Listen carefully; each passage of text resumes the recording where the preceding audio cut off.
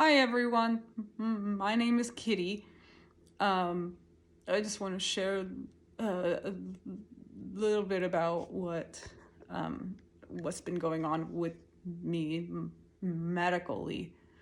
Okay, so first of all, um, I was diagnosed with leukoencephalopathy in 2017 because I have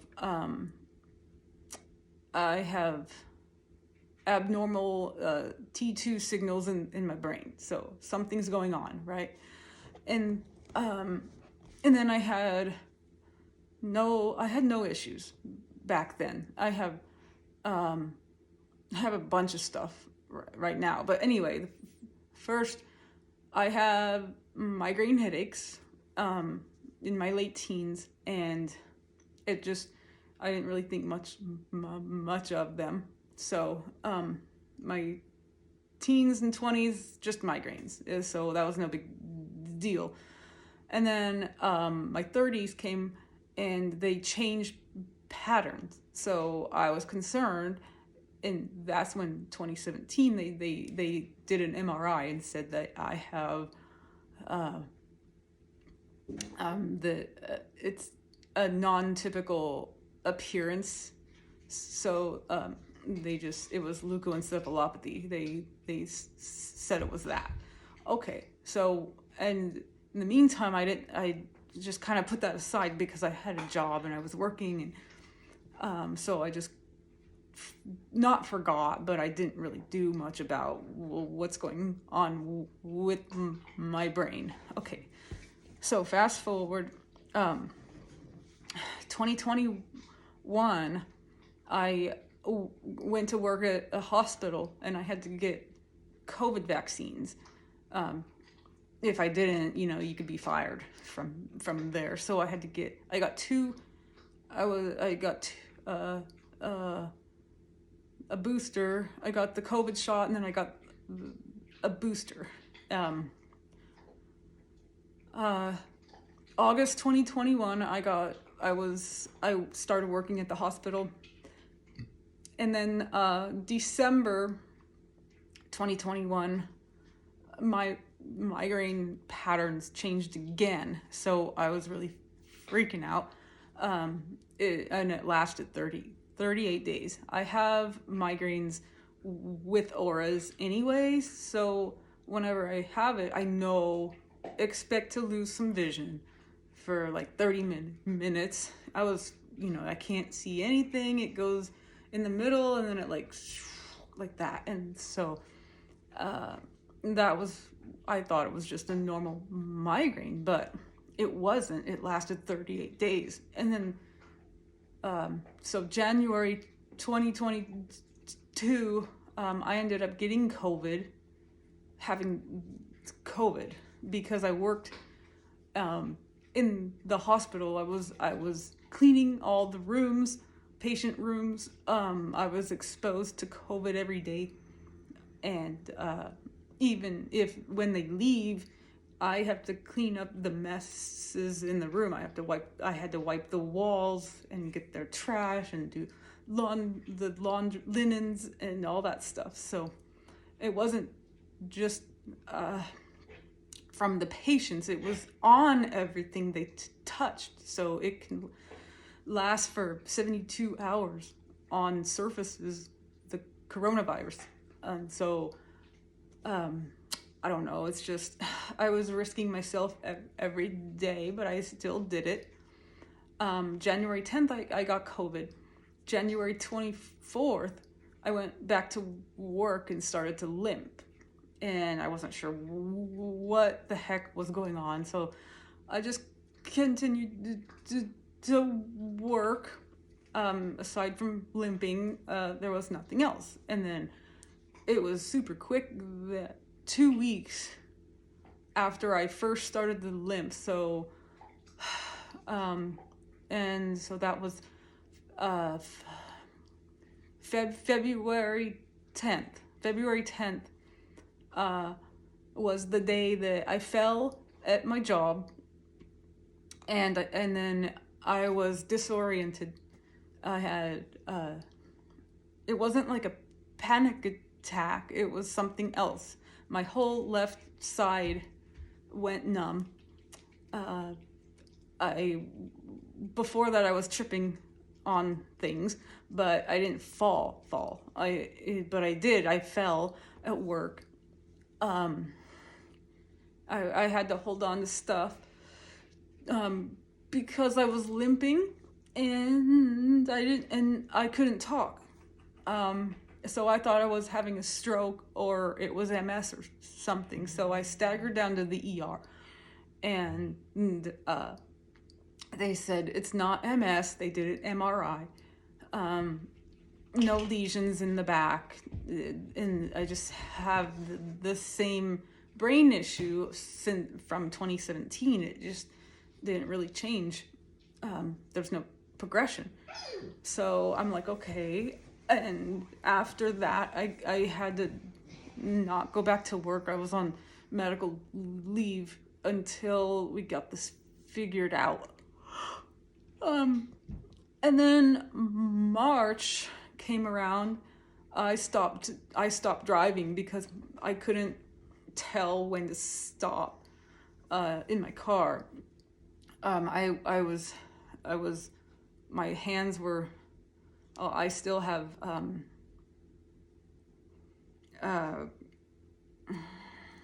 tremors in my right hand, but it was really bad back then. It was just a lot to deal with. I didn't know what, I had a lot of fatigue.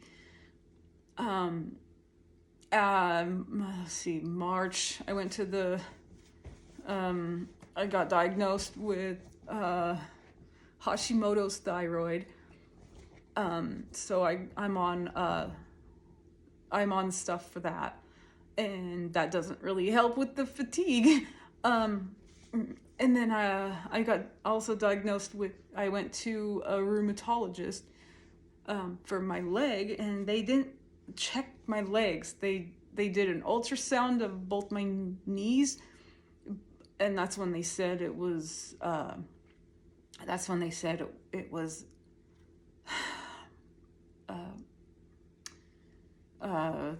developing rheumatoid arthritis. So it's anyway. So after that, I went to physical therapy, speech therapies, occupational. It was too much for me. I couldn't do it because I'm sorry. I went to physical therapy for an hour once a week, and it put me out for 5 days because I didn't know what was going on. My whole system was thrown off, and all the doctors that I was seeing, they didn't believe me that it was anything else besides functional neurologics, symptom disorder is what I was told that I have.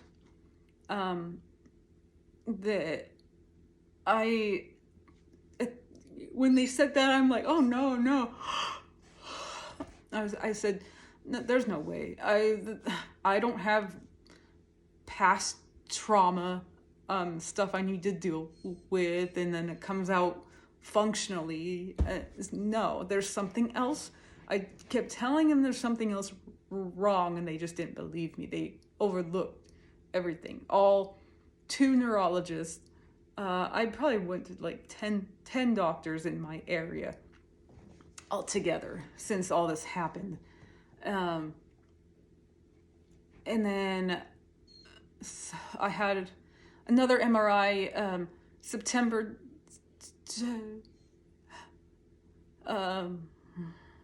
20th this year, and it showed lengthening in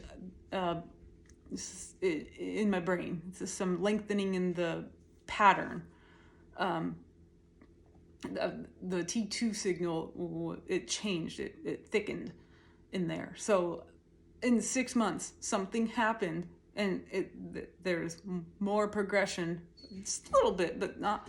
I don't know what it's doing something, and it's making me not be able to function properly. Oh, sorry.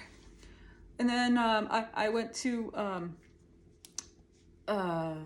leukodystrophy specialist.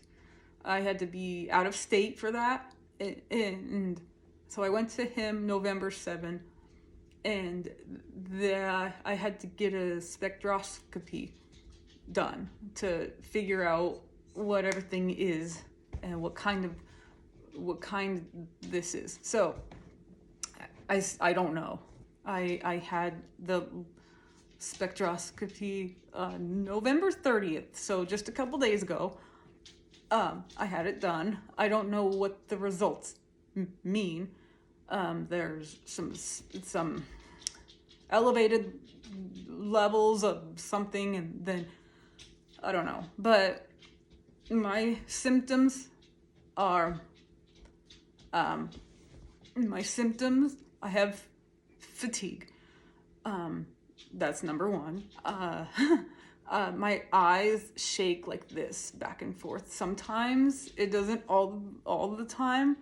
When I wake up in the morning, my right eye is fogged up for a couple hours, and it slowly comes back, but my peripherals are messed up. And I still get headaches, but not the migraines like I used to. I have some movement problems. My speech, they said I had dysarthria, so my tongue gets tired.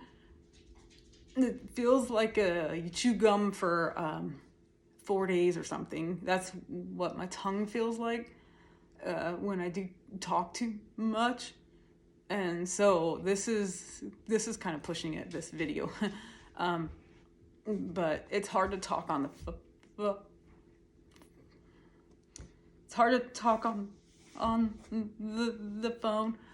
It's hard to talk to my family. I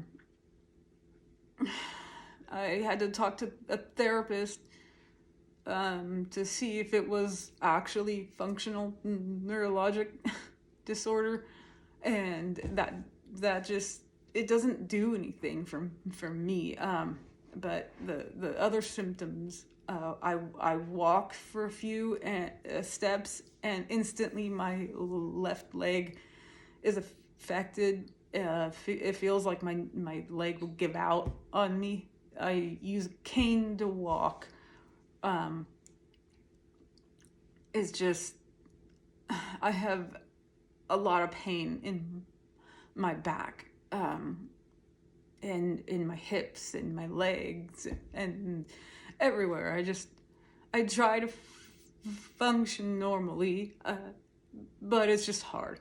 So this is not why I'm posting this video. I'm not posting it for pity. I'm not posting it for anything else, just to try to tell my side of the story, and that maybe if I'm having all this stuff wrong and it's being misdiagnosed, other people in my situation could get a little bit of an idea of how this is. I mean,